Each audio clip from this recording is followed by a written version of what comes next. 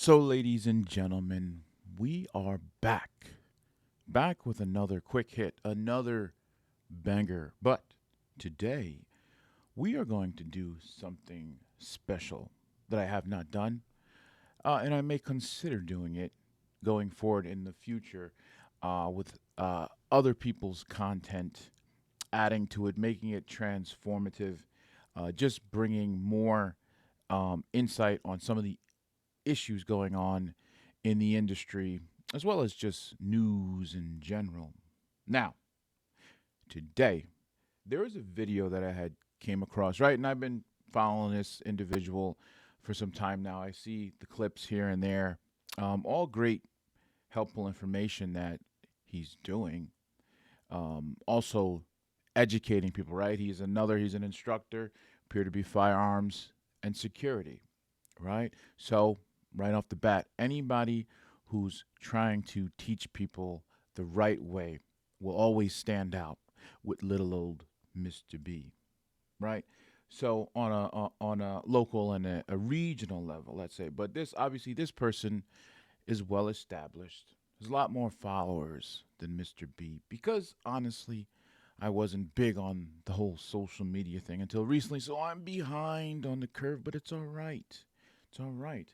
But this only establishes this instructor's credibility, right? So his name is Brown Mike, but his real name would appear to be Mike Brown, right? Firearms instructor looks like out of, let me make this smaller so you can see my handsome face. Firearm instructor out of Chicago, right? Like I said, firearms, security, things like that. Gets a lot of students, it appears. But there was a video that had come across my reels that actually stood out beyond his, normal original content, and I think it's worth addressing because it does hit a valid point, right? But if you want to know about the company and things like that, you can always just go to their website. Here it is. Here, there's the home page. Let's give them their credit. Right, various different classes if you're in that area or you will be traveling into that area and you want to operate or carry or things like that. I would recommend you get in contact with uh, Mr. Brown here, right? So if we go here, there he is, instructor right there. So everything's legitimate. He's got himself also a verification badge. So everything checks out, has a large following. So everything's good here. Credibility is established with Mr. B, even though I'm nobody. But I want to get into the real because it hits a valid point, and I do not know. Like I said, I haven't done it. Oh, there we go. Got it up on the screen. All right, let me explain to you the difference between. Whoa, whoa. I did speed it up, but I understand some of you can't follow at that pace, let's say. But I don't want it to be an all day thing. So let me try it at this level here. Between an unarmed security guard versus an armed security guard. An unarmed security guard, they're typically taught to de-escalate. You know what I'm saying? See if we can talk this out, rationalize before it goes south. And if it goes south, the unarmed security guard is gonna put you on your back. An armed security guard, we don't retreat. We gotta go to the threat. By the way, the person speaking is not him. This is him reacting to that reel while I'm reacting to his reel. Until that threat is eliminated. You know what I'm saying? If you decide you want to be an armed security officer in a club, let's talk about it. Jamel Roberson, a nightclub called Manning's of Robbins, Illinois. He was with a security crew, under the table security crew, others who were. So let's stop it right there. What does he mean by under the table?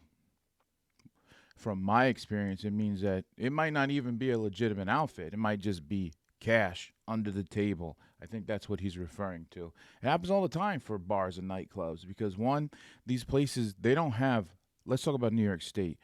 In New York State, to have security guards at a location, you have to be registered as a watch guard patrol agency, private investigator agency, or a proprietary employer of security guards that shows you have workers' compensation and enough general liability to cover security operations. These bars, taverns, smoke lounges, things like that, strip clubs, they don't even have it.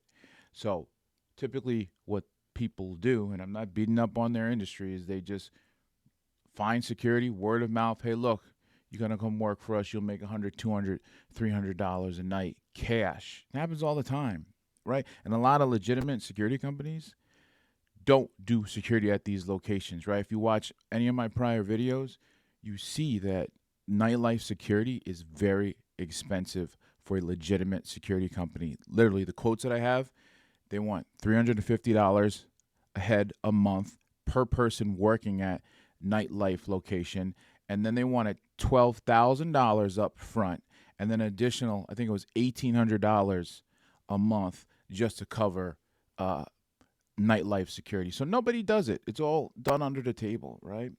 Is it a bad thing? Just hope nothing ever happens, or just do what you got to do.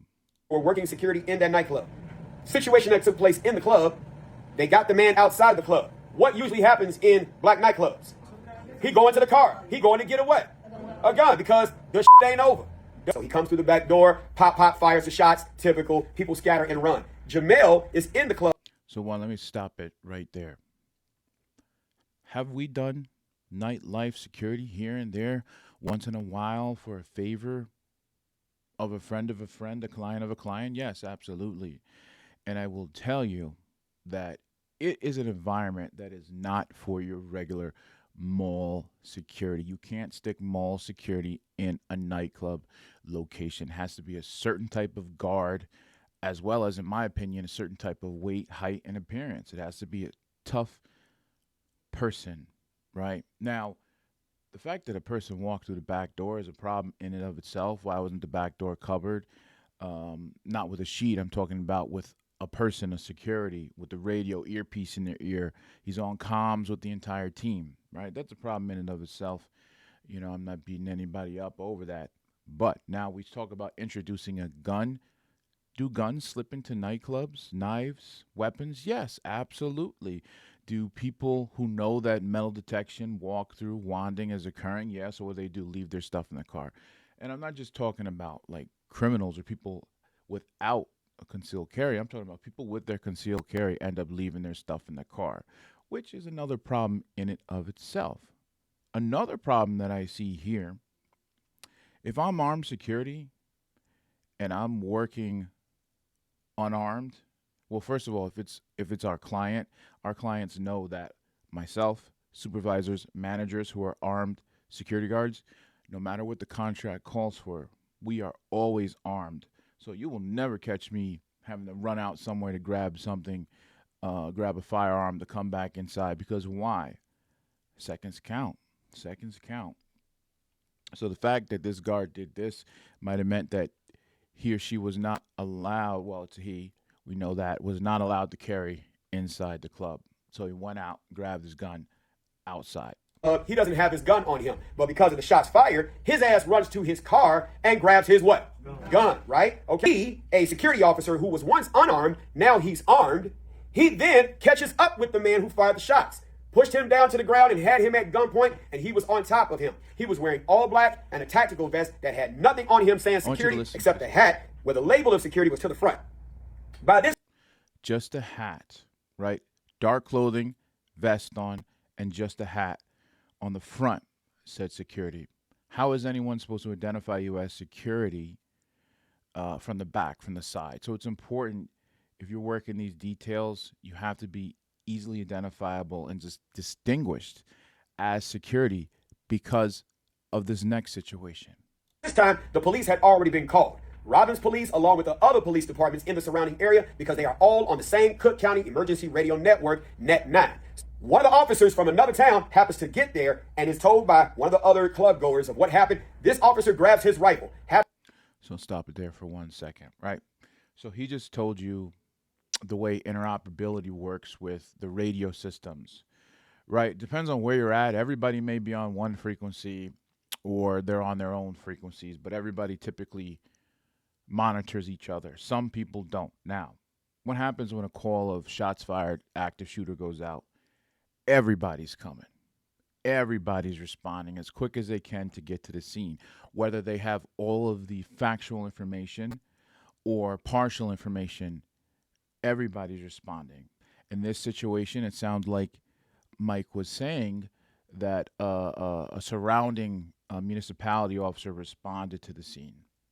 Happens to see the commotion, runs up with that rifle, giving him commands. Drop the gun, drop the gun, drop the gun. Hell had him down on the ground, right here. But 9 times out of 10, as a security trainer, I can tell you, we don't teach you all suspect apprehension. The officer saying, drop the gun, drop the gun, drop the gun. He probably can't hear because he's under that stress. He not paying attention because he could be thinking, we're the same team. We're the same. But that's not true. He don't know who you are. So you're not dropping the gun and you're actively pointing that gun at somebody who's on the ground. I, as a police officer, have to do something. Pop, pop, pop, pop, pop. I shoot the one with the what? It just makes sense to do that. Now let's back up a second and repeat what he had just said. Somebody from inside the club was shooting up the place, let's say. Let's paraphrase or summarize. Security went. Security got their gun. Security's just wearing plain black clothes, a vest, just a single hat that says security on the front. Chases down the reported shooter, down on the ground, got the gun drawn on him. Police are responding to the scene. Police are coming hot. They think somebody's shooting up the place. Who's the first person that they see? They got a report of a person with a gun. But who do they see holding the gun? The security guard. Right? Mike just said, and it's true, right? I'm not going to sit here and beat up on the state or other instructors, but this is why I push and I teach more than what the state requires, right? Because New York State sets the minimum standards, right? I always exceed those standards. I tell people, if you find yourself in a situation when you have to draw, as soon as the police get on scene, either holster that gun and make yourself less of a threat, hands wide open, spread apart, so they can see that you don't have a gun in your hand, or put that gun on the ground. Follow directions from law enforcement, because it's important. Just like he said, he's not bullshitting you. They're going to come in hot. If you get a trigger, whatever, itchy trigger finger, somebody who's just coming there, or somebody who's hopped up on adrenaline, responding to an active shooter, right? They may not be thinking clearly, or they'll just see you as a threat, right? Even as for us as armed security, our job is to what? Neutralize the threat. That is what the police is going to do, neutralize the threat. They do not know who the hell the shooter is. All they see is somebody wearing all black with a gun on somebody.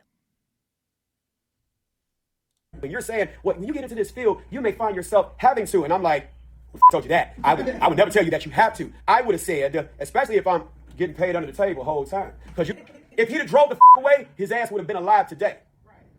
But he went back to defend some shit, and at the end of the day, he only would have got $100.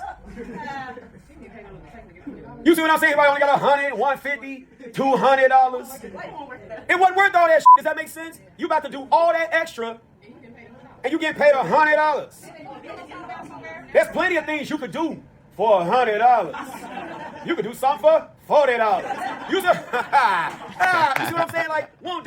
So anyway, as you see, he likes to add humor into his training, right?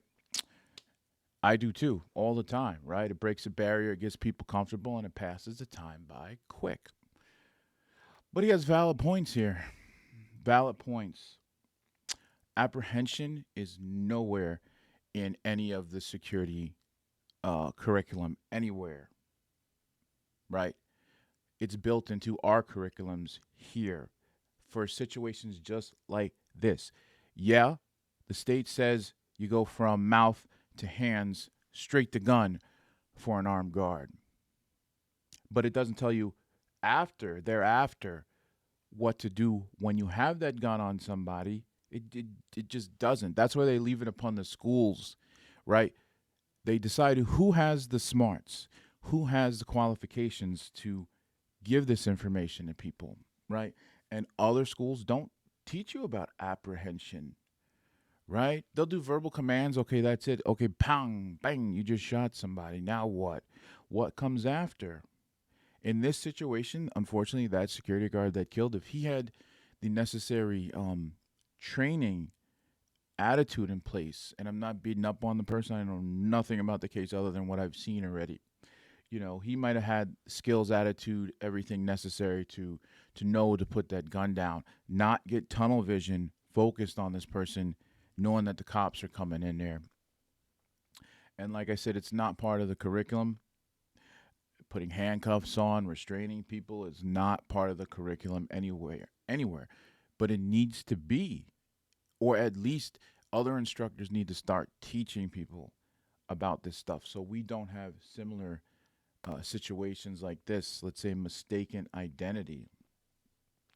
It's serious stuff out there. Then he goes on to say, you can do what you can do with $40. Now, let me tell you something what I can do with $40. But it's not your business. Mind your business. So it's important to understand the state doesn't want you to be some big time superhero, but they do want you to be able to jump in to mitigate the outcome, push back on a threat, impede, or isolate, escape with as many people as you can as an armed professional. But here's the flip side of it. If you're an armed security guard and you're contracted to work somewhere, they're armed. Everybody knows you're armed, and something happens and you're caught running away, you could be sued in New York State. You could be sued for anything, but for damn sure, the company, the client, will be sued because you could have taken action to prevent the loss of life, but you ran away. You ran away. So that's why it's important to know, just like Mike said, know who you're training with. Not somebody who just barely went, took the IDC or whatever the hell, I forgot it was, the instructor development course, and then applied with just 2-3 years experience. No, you need to know who you're training with, right? Because you don't want to be set up for failure where another school just wants to take your money, kick you out in the field. And next thing you know, you're making a mistake that could unfortunately, cost you your life. Always verify your instructor's credentials. I'm very open about what I have done. Literally, most of which is on the wall in the office, on the wall at my house, taking up all 4 walls, pretty much. So again, wait a second. Just because somebody has certificates don't mean the certificates are real either. Verify. Google search. Listen to the person. Does it sound like they're full of shit, stumbling over their words, or does it sound like they really know what they're talking about? Right. So, if you're an armed security professional, get out there, train. I don't. I don't take kindly to people who just do their 2 unarmed annuals and their 2 8-hour armed annuals. That's not enough. It's never enough. There's literally people only shooting once a year. To me, that is freaking crazy. It is a skill. If you do not use it, you will lose it. I'll say it again. It is a skill. If anything is a skill. If you don't use it, you lose it. So the state is looking for people to have that initiative, go out, seek these training opportunities on a consistent basis. And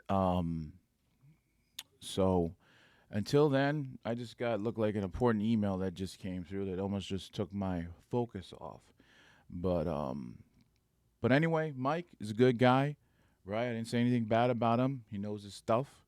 If you want, check him out, follow him. And I might actually send this to him before I post it to try to get permission. I don't know yet what's legally required by the law. But I think maybe under fair use, I don't know, or transformative content, I think it should be okay. But until then, be careful what you do. Always train, always be smart. Don't get tunnel vision in a situation like that.